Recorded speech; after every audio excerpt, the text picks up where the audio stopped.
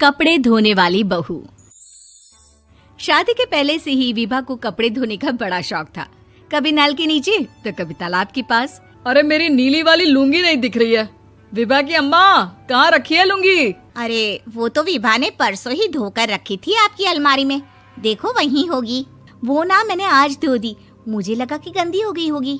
अरे कैसे गंदी हो गई थी? उसे तो मैंने पहना भी नहीं। हे भगवान, इस लड़की के कपड़े धोने की आदत से परेशान हो गया हूँ मैं। जितना तो घर में राशन नहीं आता, उससे कहीं ज्यादा डिटर्जेंट पाउडर का खर्चा है। इसकी शादी करवा दो, शादी जाए अपने घर में ही करे काम, फिर चाहे घर के कपड़े धोने हो या पूरे गांव के। हाँ ठीक बोल रही हो, देखता हूँ मैं कोई लड़का। वो दिन भी आ जाता है जब विभा को देखने लड़के वाले आ जाते हैं। लड़की मुझे अच्छी लगी। होने वाली सास कहती है, बेटी अगर कुछ पूछना है तो पूछ लो। वैसे तो हमारी लड़की बहुत ही शर्मीली है, जो बोल दो वो मान लेती है, इसे क्या पूछना होगा। अरे कैसी बात कर रही हो माँ, मुझे इन लोगों के घर रहना है, सवाल तो कई है। हाँ हाँ बेटा, पूछ लो ना, क्या पूछना है। आप लोगों के घर कपड़े कौन धोता है? सास का मुंह बन जाता है।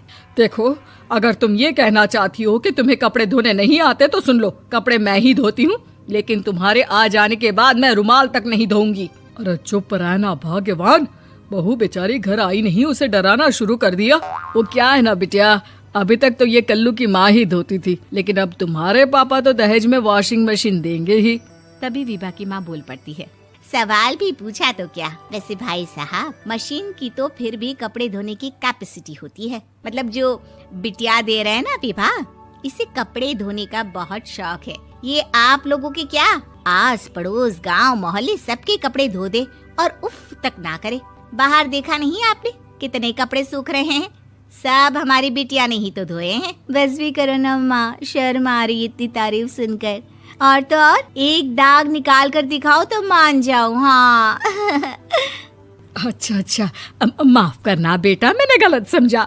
हमें तो रिश्ता बहुत पसंद है। और ऐसे जुड़ जाता है रिश्ता कपड़े धोने का शौक रखने वाली विभा का। उसकी शादी हो जाती है कोयला फैक्ट्री में काम करने वाले कल्लू के साथ। शादी के बाद अचानक विभा चिल्लाती हुई सास के पास आती है। सासू माँ, अरे सासू माँ कहाँ है आप? ये तो धोखा है, धोखा दिया आप लोगों ने मुझे। इसे ससुर के चक्कर के बारे में पता चल गया। अरे तो उसमें तुझे क्यों धोखा मिला है? अरे नल में पानी नहीं आता, कपड़े कैसे कब धुलेंगे?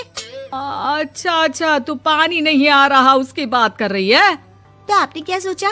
कुछ नहीं। अच्छा, तेरी माँ ने कहा था कि कपड़े धोने का शौक है तुझे, याद आया मुझे। शौक बोलकर कपड़े धोने वाले मेरे जुनून को कम ना आके सासू माँ, कपड़ा धोना मेरा गुरूर है। तभी पति भी वहाँ आ जाता है। अभी मैंने इसे सनी देओल की फिल्म दिखाई है, उसी के डायलॉग मार रही है माँ। अच्छा सुन, साफ बता रही हूँ, पानी सुबह 4 से 6 और शाम को 10 से 12 आता है, समझी?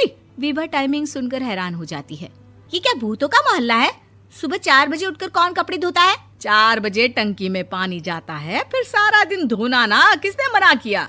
अरे कैसी बात कर रही हैं? 200 लीटर की टंकी में कितने कपड़े धो लूंगी मैं? सुबह ही उठ जाऊंगी मैं। अब क्या था, विभा सुबह 4 से लेकर रात के 12 बजे तक कपड़े ही धोती रहती। एक रोज सास पड़ोस से निकलकर कहीं जा रही होती है कि साथ वाली कहती है, हाँ कल्लू की माँ, जरा ये बताओ कि 2 साड़ी है, 2 ब्लाउज और एक पेटीकोट और एक नाड़े वाला लंबा कच्छा।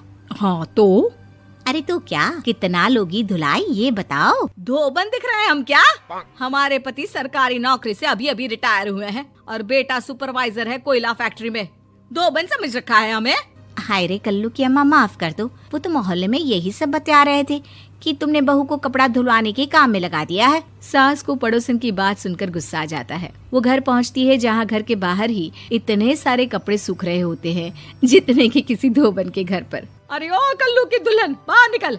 माँ जी यहीं आ जाओ, बाथरूम में चादर धो रहे हैं हम। अरे अभी हम धोते हैं, तुमको बाहर निकलो। ये आस पड़ोस वाले बोल रहे हैं कि हम बहू से कपड़े धुलवा कर उसे कपड़ा धोने वाली बना दिए हैं।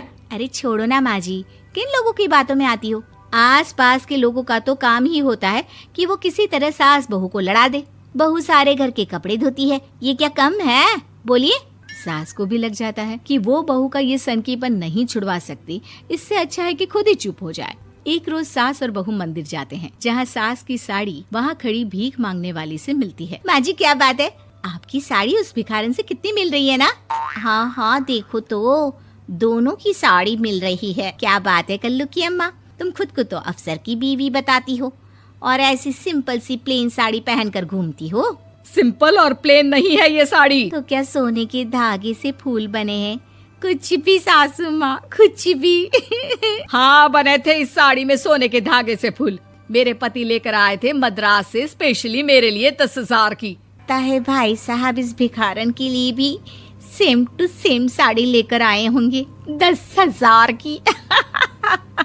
सास उस वक्त तो कुछ नहीं कहती, लेकिन बहू के साथ घर आती है और अलमारी से एल्बम निकाल कर लाती है। ये साड़ी देख रही है, ये वही साड़ी है जिसे मैंने अभी पहना था।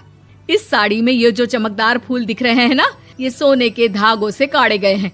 लेकिन तू लोकल वॉशिंग मशीन ब्रश से घिस घिस कर सारे फूलों को निकाल कर साड़ी प्लेन कर दी।